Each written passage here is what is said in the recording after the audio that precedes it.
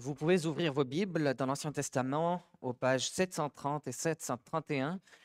La lecture d'aujourd'hui portera sur Ésaïe 61, les versets 1 à 11, et la prédication portera spécifiquement sur les 3 premiers versets.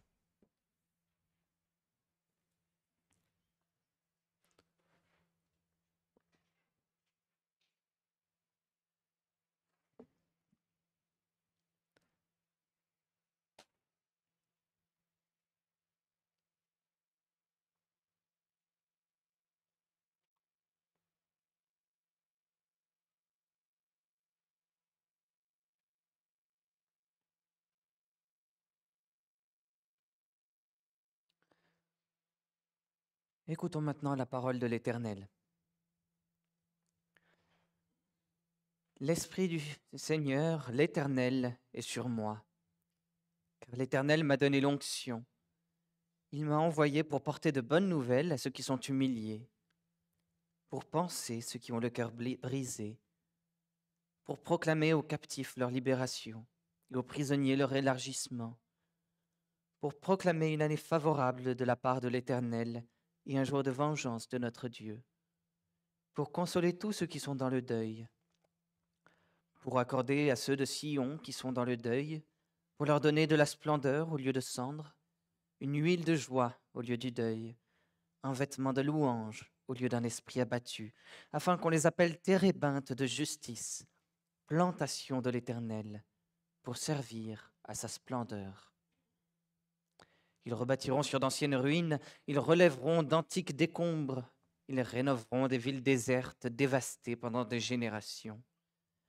Des étrangers seront là pour faire paître votre petit bétail. Des fils de l'étranger seront vos laboureurs et vos vignerons. Mais vous, on vous appellera sacrificateurs de l'Éternel. On dira que vous êtes au service de notre Dieu. Vous mangerez les ressources des nations et vous vous ornerez de leur gloire. Au lieu de votre honte, vous aurez double mesure.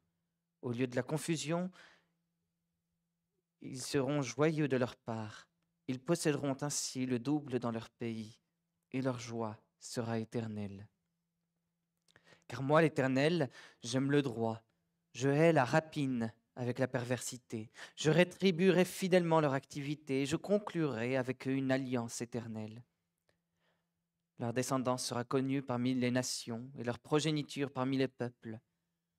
Tous ceux qui les verront reconnaîtront qu'ils sont une descendance bénie de l'Éternel. Je me réjouirai pleinement à l'Éternel. Mon âme sera ravie d'allégresse en mon Dieu, car il m'a revêtu des vêtements du salut. Il m'a couvert du manteau de la justice, comme le fiancé s'orne d'une parure, tel un sacrificateur, comme la fiancée se pare de ses atours.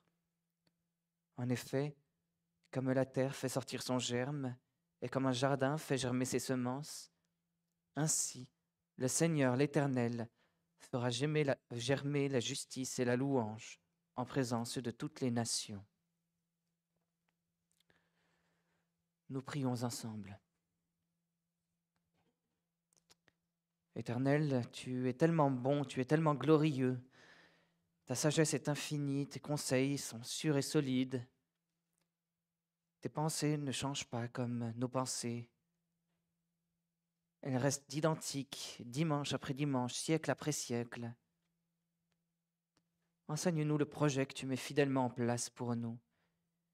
Contrôle mes lèvres et dispose nos oreilles pour écouter ta parole avec beaucoup d'humilité, d'obéissance et de joie. Nous voulons que tu aies le dernier mot sur nos vies. En Jésus-Christ, nous te prions. Amen.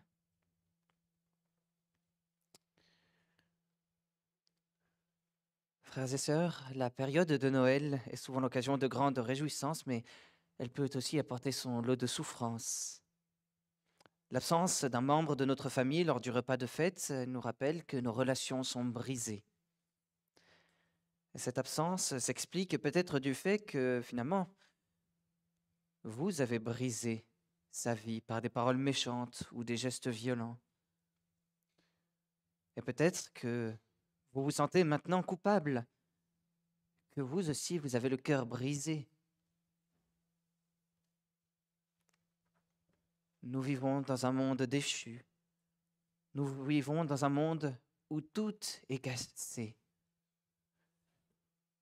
D'ailleurs, le monde le reconnaît bien. Dans une de ses chansons, Bob Dylan, fait le constat suivant. Des bouteilles cassées, des assiettes cassées, des interrupteurs cassés, des portes cassées, de la vaisselle cassée, des pièces cassées. Les rues sont remplies de cœurs brisés. On entend des mots brisés qui n'auraient jamais dû être prononcés. Tout est cassé. Tout est cassé dans le monde. Dans ce monde déchu, dans ce monde rempli d'hommes pécheurs. Quel est notre espoir? Ce matin, nous entendons une bonne nouvelle. Et cette bonne nouvelle nous apparaît dès le début du verset 1er.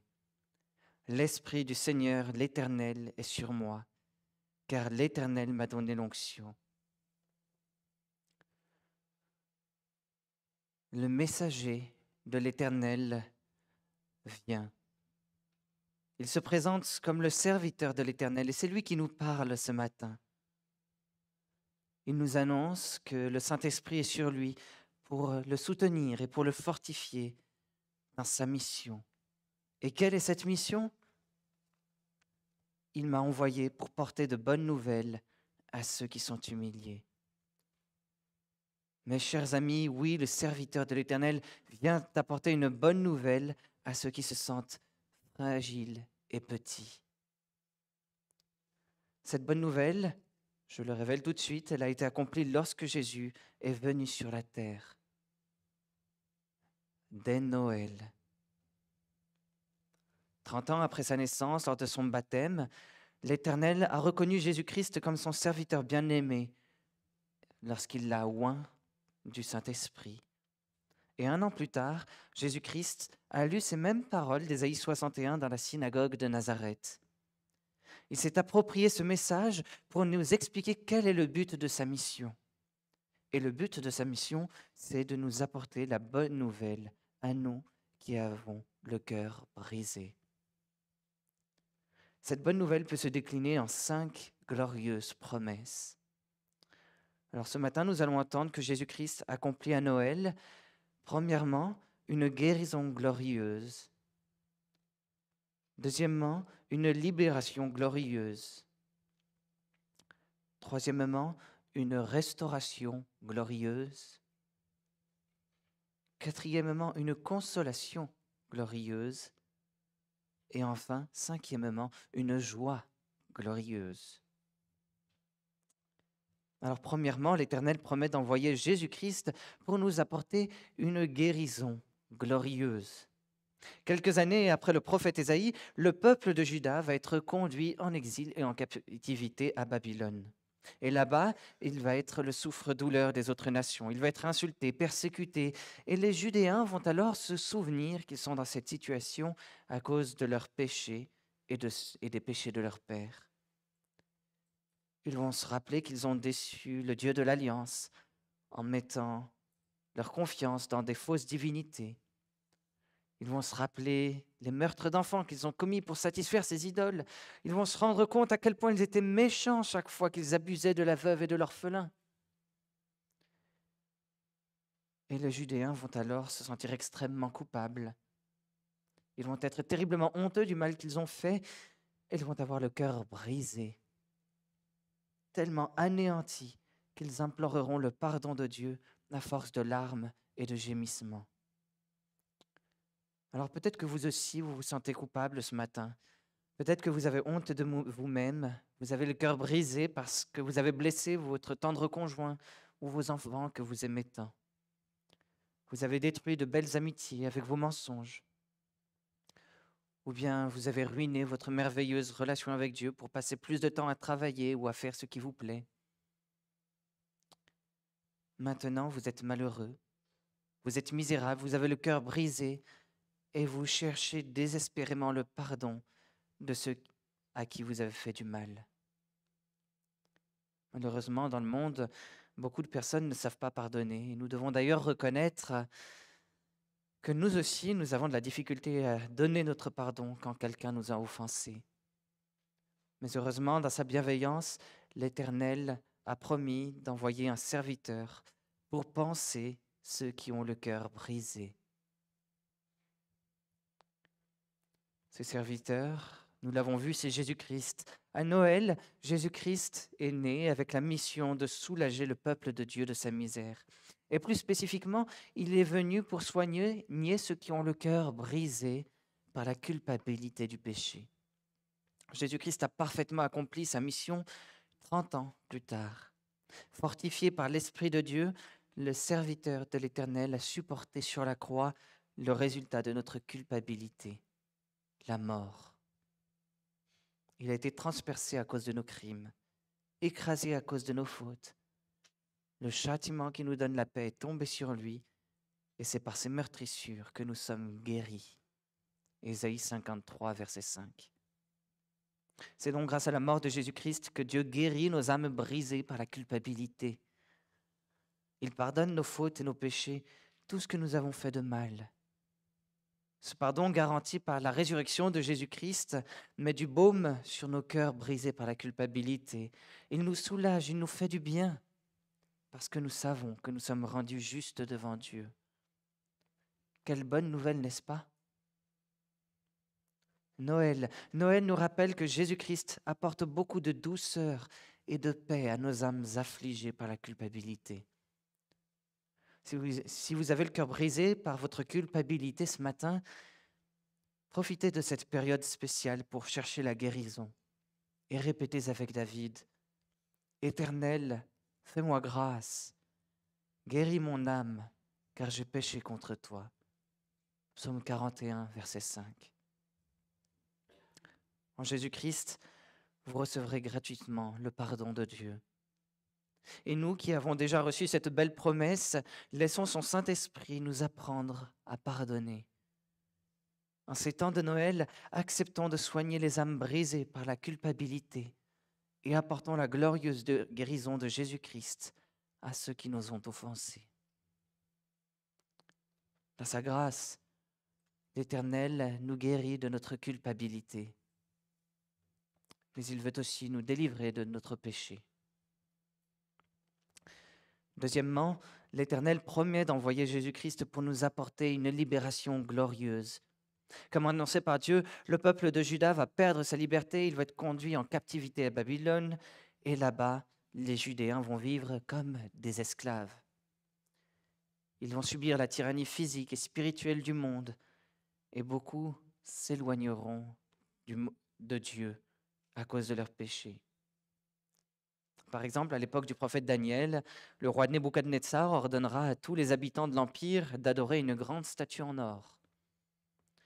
Et ceux qui désobéiront à cet ordre seront condamnés à mourir brûlés dans une fournaise. Alors, à cause de son péché, à cause de l'infidélité qui est au fond de son cœur, le peuple de Juda trahira l'Éternel et il pliera le genou devant l'oppression de l'ennemi. Seules 3 petites personnes résisteront, on connaît la suite de l'histoire. Tout cela pour dire que les Judéens vont être à la merci des nations qui les entoureront. Beaucoup vont devenir captifs des idées du monde, prisonniers du diable qui en est le prince, surtout captifs de leur propre péché, de leur propre rébellion contre Dieu. Ils seront esclaves de leur infidélité.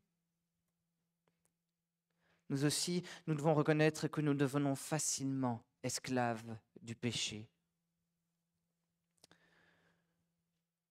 Nous nous laissons gagner, conquérir par tout ce que le monde veut nous proposer. Le monde nous dit que pour être heureux, nous devons avoir une belle maison ou une belle voiture. Alors, nous cherchons à être riches et à force de travailler, matin, midi, soir, nous devenons accros au travail. Ou alors, pour nous faire bien admirer du monde, nous passons du temps sur les médias sociaux et nous finissons par devenir addicts aux écrans. Finalement, nous devenons tous prisonniers de nos désirs et de nos pulsions. Le travail, les médias sociaux, certains médicaments ne sont pas nécessairement de mauvaises choses, mais elles témoignent de notre cœur pécheur quand nous en devenons dépendants, captifs.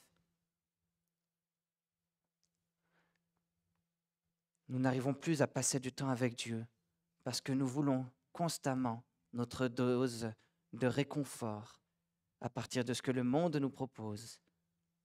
Nous devenons captifs des idées de ce monde et si nous le devenons aussi facilement, c'est à cause de notre cœur profondément pécheur, infidèle et rebelle à Dieu. Heureusement, dans sa bienveillance, l'Éternel a promis d'envoyer un serviteur pour proclamer aux captifs leur libération et aux prisonniers leur élargissement. À Noël, Jésus-Christ vient apporter de l'espoir à ceux qui sont dominés par leur péché, qui n'arrivent pas à se défaire de leur péché parce qu'ils en sont esclaves.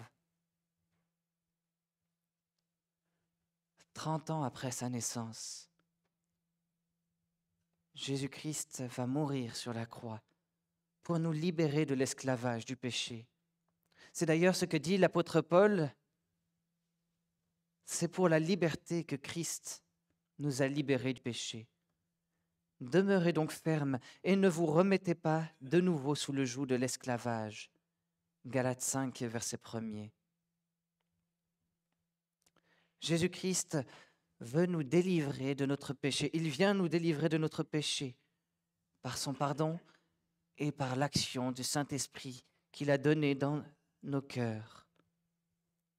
Alors maintenant, que la puissance de l'Esprit du Seigneur nous sanctifie, qu'il nous maintienne dans la liberté qui se trouve en Jésus-Christ, qu'il nous détourne de tous les produits et de toutes les activités qui nous détournent de Dieu. Laissons-nous délivrer par Jésus-Christ et par la puissance de l'Esprit Saint qu'il nous apporte. Et cette délivrance de nos addictions, de notre péché, va conduire alors à un rétablissement complet. Troisièmement, l'Éternel promet d'envoyer Jésus-Christ pour nous apporter une restauration glorieuse.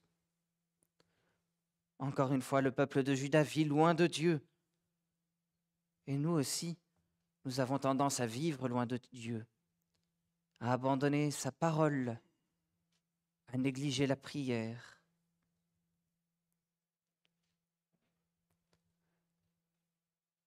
Heureusement pour nous, dans sa bienveillance, l'Éternel a promis d'envoyer un serviteur pour nous ramener auprès de lui et pour nous restaurer corps et âme.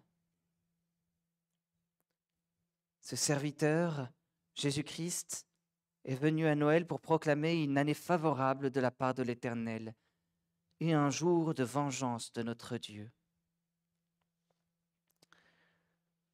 Alors pour le peuple de Juda qui entend ce verset, à l'époque d'Ésaïe, 600 ans avant Jésus-Christ, cela signifie le retour dans la terre promise et ce retour est décrit dans de plus amples détails au verset 4 à 7. En rentrant sur la terre promise, chacun va pouvoir retrouver son terrain, chacun va pouvoir reconstruire sa maison, chacun va pouvoir servir Dieu et trouver un repos, un doux repos. Cette expression, une année favorable, fait référence à l'année de grâce que l'Éternel avait promis dans Lévitique 25. Cette année de grâce devait arriver tous les 50 ans. Et lors de cette année, ceux qui étaient esclaves étaient libérés. Ceux qui avaient des dettes voyaient leurs dettes annulées. Et ceux qui avaient vendu leur terrain voyaient retrouvaient leur terrain. Tout le peuple se reposait de ses œuvres pour trouver la paix et le repos auprès de Dieu, auprès du Dieu de l'Alliance. Et le peuple pouvait ainsi, pendant une année entière, servir l'Éternel. 70 ans après son exil, le peuple de Juda a pu retourner en terre d'Israël. Mais cette promesse n'a été accomplie que partiellement. Pourquoi seulement partiellement? Parce que le verset 7 nous montre que cette promesse était bien plus grande que ce qu'ils venaient de recevoir. Au verset 7, on lit « Ils posséderont ainsi le double dans leur pays, et leur joie sera éternelle. » Les Judéens ne recevront pas simplement le terrain, la maison de leur famille, ils en recevront beaucoup plus. Leur joie ne durera pas simplement une année, elle sera éternelle, elle n'aura pas de fin. Cette joie éternelle, c'est Jésus-Christ lui-même qui nous l'apporte. Jésus-Christ vient nous restaurer, il vient nous ramener auprès de Dieu. Il vient nous apporter une année favorable de l'Éternel.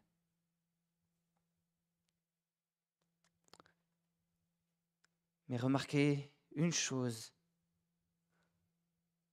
c'est qu'avant cette année favorable de l'Éternel doit venir un jour de vengeance de notre Dieu.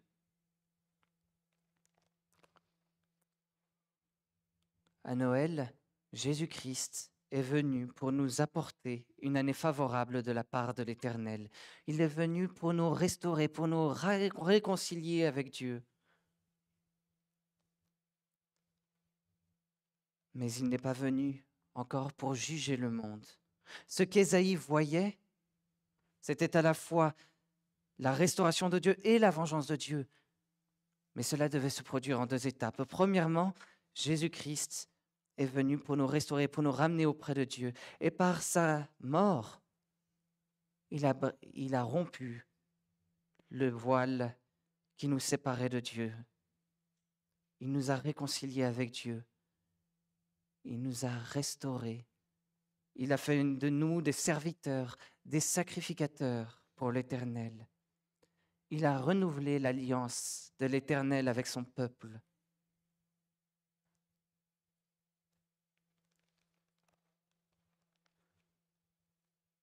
Ensuite, Jésus-Christ est ressuscité, il est monté au ciel. Et lorsqu'il reviendra seulement, il apportera le jugement contre toutes les nations qui nous oppressent. Et sans ce jugement, nous ne pouvons pas avoir de restauration tout à fait complète.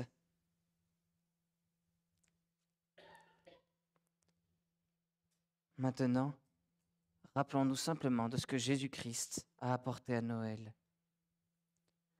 À Noël, Dieu n'a pas envoyé son Fils dans le monde pour juger le monde, mais pour que le monde soit sauvé par lui. Jean 3, verset 17. Jésus est venu nous ramener dans la présence de Dieu. Il nous appelle à devenir des serviteurs, des sacrificateurs de l'Éternel. Il nous appelle à être au service de notre Dieu, à son service dans l'Église, le dimanche par exemple, mais aussi dans la semaine, dans nos vies de famille.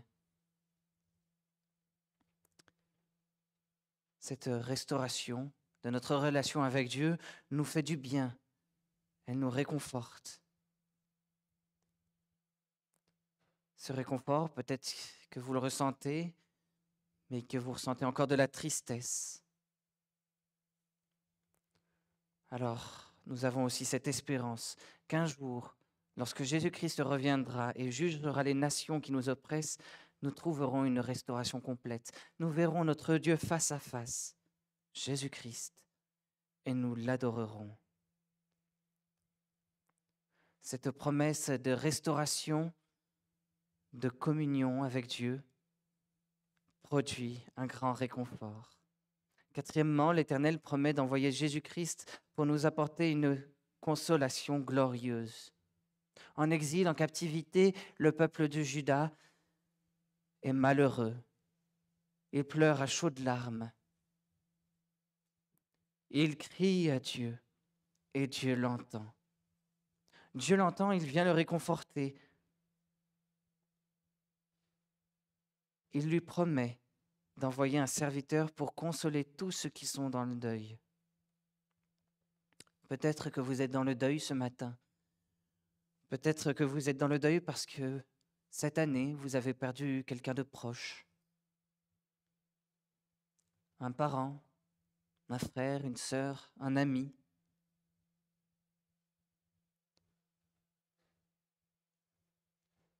Jésus-Christ est venu à Noël pour vous consoler. Par sa mort et sa résurrection, il nous promet une vie glorieuse avec lui. Et dans cette vie, nous retrouverons ceux que nous avons perdus et qui ont mis leur foi en Jésus-Christ. Et voilà quelque chose qui peut nous consoler lorsque nous sommes dans le deuil. Heureux ceux qui pleurent, car ils seront consolés, a dit Jésus sur la montagne. Et aujourd'hui, nous qui sommes consolés par cette bonne nouvelle, nous pouvons nous réjouir et dire: béni soit le Dieu et Père de notre Seigneur Jésus-Christ, le Père compatissant et le Dieu de toute consolation, lui qui nous console dans toutes nos afflictions, afin que par la consolation que nous recevons nous-mêmes de la part de Dieu, nous puissions consoler ceux qui souffrent dans toutes sortes d'afflictions. Car de même que les souffrances de Christ abondent pour nous, de même aussi notre consolation abonde par le Christ. 2 Corinthiens 1, les versets 3 à 5. À Noël, nous nous rappelons que Jésus-Christ est venu et qu'il a souffert de la mort de ses proches. On se souvient de Lazare et qu'il est lui-même mort sous d'horribles souffrances physiques et spirituelles. Et cela nous rappelle, tout premièrement, que Jésus-Christ peut compatir à nos souffrances. Et nous pouvons trouver dans cette vérité une grande consolation pour nos âmes. Peut-être que vous vous sentez incompris par votre époux, par vos amis, par vos pasteurs. Mais Jésus-Christ, lui, vous comprend. Jésus-Christ compatit à vos souffrances. Et il fait encore bien plus. Il vous console pour vous donner une joie glorieuse, celle de la vie avec Dieu. À Noël, nous aussi, nous sommes appelés à partager cette consolation de Jésus-Christ à ceux qui sont dans le deuil, à ceux qui ont perdu des êtres chers, à ceux qui sont malades. Nous sommes appelés à donner une consolation glorieuse. Cette consolation, nous pouvons la faire en rendant visite à ces personnes endeuillées ou en les appelant pour prendre de leurs nouvelles ou en leur adressant des cartes. C'est une manière de montrer que nous sommes présents à côté d'eux. La plus grande consolation que nous pouvons leur apporter, c'est notre présence et l'assurance de la consolation en Jésus-Christ. Et cette consolation va produire un grand bonheur. Cinquièmement, l'Éternel promet d'envoyer Jésus-Christ pour nous apporter une joie glorieuse. Le peuple de Juda, en exil, en captivité, vit dans le deuil de sa liberté perdue, dans le deuil d'avoir péché contre Dieu. Il a l'esprit complètement abattu.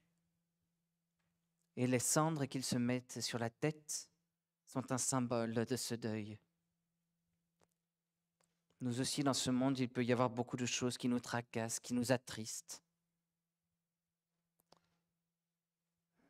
les paroles méchantes d'un ami, le départ d'un membre qu'on aime.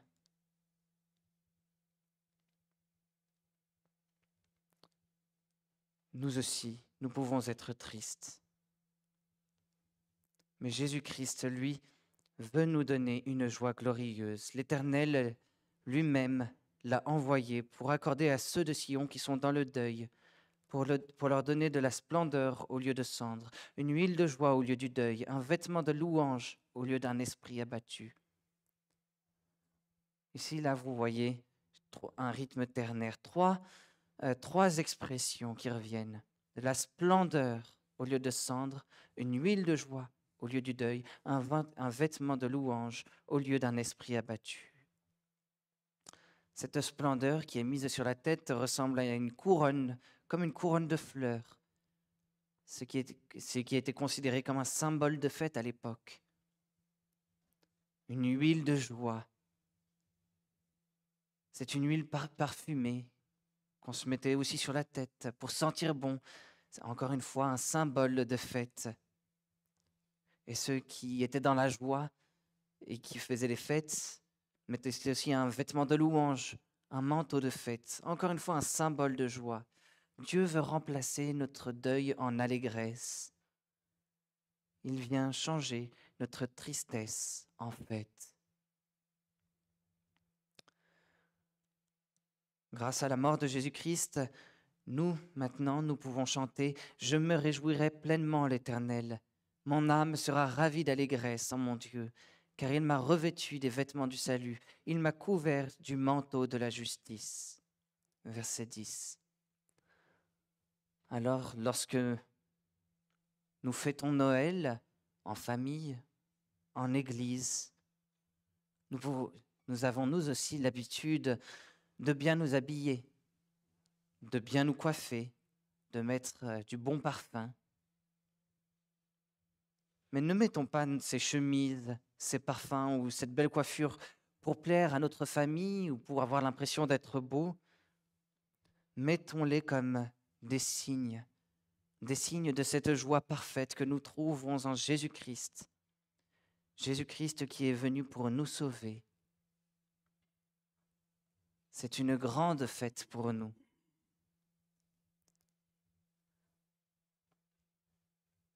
Mais c'est vrai que nous devons remarquer que cette année, comme dans les années précédentes et dans les années futures, Noël sera bien imparfait. Nous serons encore stressés par tout ce que nous avons à faire. Nous serons encore déçus par certaines absences, brisés par certaines situations. Par la foi, l'Esprit de Jésus-Christ nous donne l'assurance d'une fête encore bien meilleure qui reste à venir.